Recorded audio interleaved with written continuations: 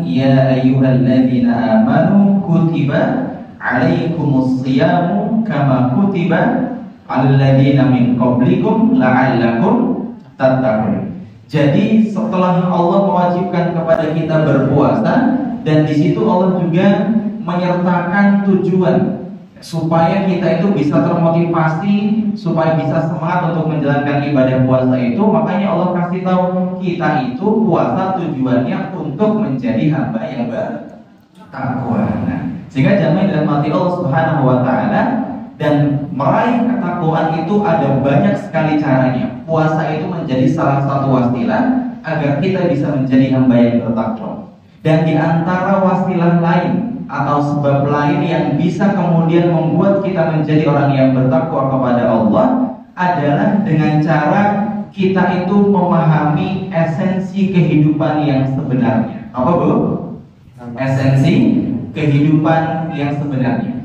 Maka ketika kita benar-benar memahami konsep hidup yang Allah berikan kepada kita, maka dengan hal itu akan sangat membantu kita untuk bisa menjadi hamba yang bertakwa, untuk bisa menjadi orang yang dekat kepada Allah Subhanahu wa taala. Sehingga kita harus paham bahwasanya kita itu hidup, ya, hidup tentu tidak hanya di dunia, tetapi juga nanti ada alam lain, yaitu alam apa? Akhirat. Di situ dan Allah jelaskan dalam surah Al-A'raf ayat ke-172 halaman kanan bagian atas. Di situ Allah berfirman, A'udzu billahi minasyaitonir rajim. Wa idh akhadha rabbuka min bani adama min dhuhurihim wa dzurriyyatahum wa asyhadahum 'ala anfusihim alastu birabbikum. Ini lafaz yang sangat masyhur sekali Bapak Ibu. Jadi ketika Allah bersama dengan orang-orang ruh ketika itu sempat terjadi dialog, komunikasi. Bagaimana bentuk komunikasinya? Di situ Allah jelaskan.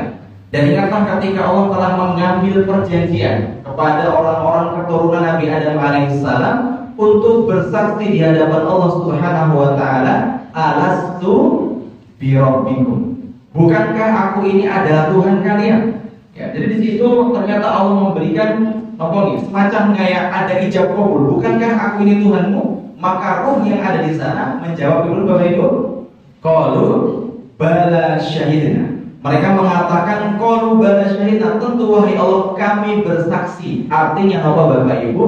Kita itu di alam ruh dulu sempat mengucapkan kalimat syahadat, ya. Tapi syahadatnya syahadat tauhid, belum syahadat Rasul, karena manusia itu dari Nabi Adam alaihissalam sampai sekarang itu ya sampai Nabi Muhammad lah seperti itu ada banyak Nabi dan Rasul yang diutus, ya. Maka nanti syahadat Rasulnya pun berbeda-beda sesuai dengan Nabi dan Rasul yang diutus, sesuai dengan zamannya.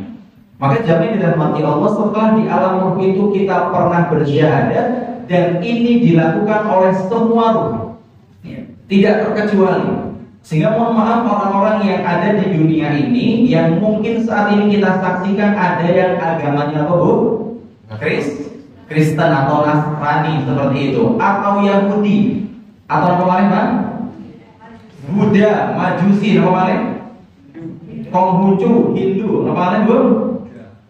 Buddha tadi sudah Pak, yang lain mungkin? Lain-lain. Dan lain-lain. Bahkan ateis. Ateis itu apa Bapak Ibu?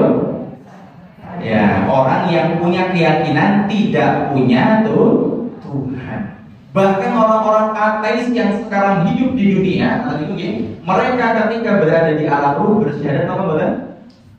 Bersyahadat Bapak Ibu. Makanya Nabi pernah bersabda, kullu mauludin yuladu 'alal fitrah.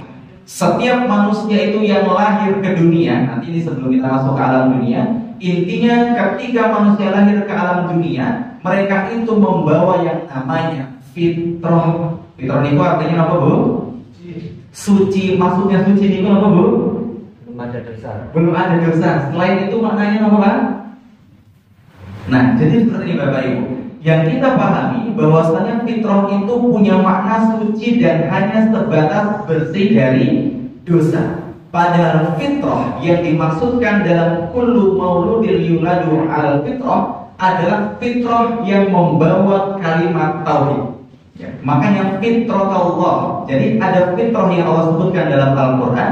Yang dimaksud adalah sesuatu yang sudah dibawa sejak manusia itu lahir ke dunia ini adalah syahadat tauhid. Makanya anak kecil Bapak Ibu sekalian ketika lahir di dunia ini ternyata qadarullah meninggal dunia. Ya, meninggal dunia kira-kira masuk surga atau masuk neraka Bapak Ibu? Surga. Surga. Kenapa? Selain karena tidak punya dosa, karena dosanya belum dicatat. Yang kedua karena anak ini sudah bersyahadat dan dia meyakini bahwasannya Allah itu adalah Tuhannya, sehingga tidak perlu lagi syahadat ulang di dunia seperti itu. Berbeda dengan orang-orang yang mu'alaf. Nah, jadi zaman dirahmati Allah, Nabi melanjutkan, fa'abawahuma yuhawidani aw yumajisani aw yunasirani aw yumajisani. Jadi orang tuanya lah yang kemudian memberikan pengaruh terhadap ideologi si anak ini. Maka ada orang yang tadi Nasrani, kemudian Yahudi, ada juga Majusi, bahkan ateis juga tadi. Salah satu sebabnya karena pengaruh orang tuanya. Maka jamaah yang dirahmati Allah, setelah manusia lolos, berhasil dari alam ruh, dan kita tidak tahu, tidak ada ayat maupun hadis yang menyebutkan secara pasti berapa lama kita berada di alam ruh. Ibu-ibu ada yang ingat berapa lama di alam ruh ketika itu, Bu? Berapa tahun, Bu? Atau berapa jam? Tidak ada ya tahu. Setelah kita berhasil dari alam ruh, Bapak Ibu, kita masuk di alam yang kedua. Kira-kira alam apa? Alam rahim. Ya, sebelum ke dunia ada transisi, dan itu adalah namanya alam rahim. Oleh karenanya Allah berfirman dalam surah Al-Mu'minun surat ke-23 ayat 12 sampai 14 halaman kiri bagian tengah. Di situ Allah berfirman, "Wa laqad khalaqnal insana min sulalatin min tin, thumma ja'alnahu nutfatan fi qararin makin, thumma khalaqna nutfata 'alaqah, fa khalaqna al-'alaqata mudghah, fa khalaqna al-mudghata 'idhaman, fa kasawna al-'idhama lahma." Maka di situ Allah menceritakan tentang bagaimana penciptaan manusia itu di alam rahim. Ini nyuwun sewu, lahir semua Bapak Ibu dari alam rahim di Bapak Ibu. Ada yang langsung diturunkan dari langit?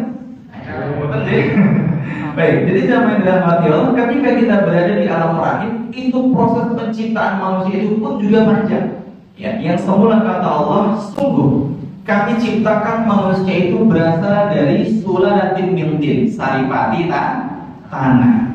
Tsumma ja'alnahu nutfatan fi qararin makin, dan kami jadikan, ya, yang semula kita itu dari saripati tanah, maka Allah jadikan kita itu dari nutfahnya, air mani yang seperti itu, fi qararin makin, yang Allah simpan di rahim itu. Semua khalaqna nutfata 'alaqah, dan kami jadikan air mani itu menjadi 'alaqah. Sebagian mengatakan alaqah itu segumpal darah, dan kalau diterjemah di ayat ini ditafsirkan atau diterjemahkan sesuatu hal yang melekat. Summa ja'alna 'alaqatan mudghah. Setelah prosesnya itu menjadi alaqah tadi, maka berubah menjadi mudghah. Mudghah itu apa Bapak Ibu? Segumpal daging. Apa itu ya? Segumpal daging. Fa khalaqal mudghata 'idhaman. Setelah Allah jadikan daging, maka Allah ciptakan juga al-'idham. Apa nih Bapak Ibu? Tulang belulang. Kira-kira di sini ada yang tidak pakai tulang belulang Bapak Ibu? Tidak pakai. Jadi semuanya punya tulang belulang seperti itu. Fakasawna al-'idhama lahma, kata Allah, dan kami bungkus tulang itu dengan daging, ya, al-'idham seperti itu.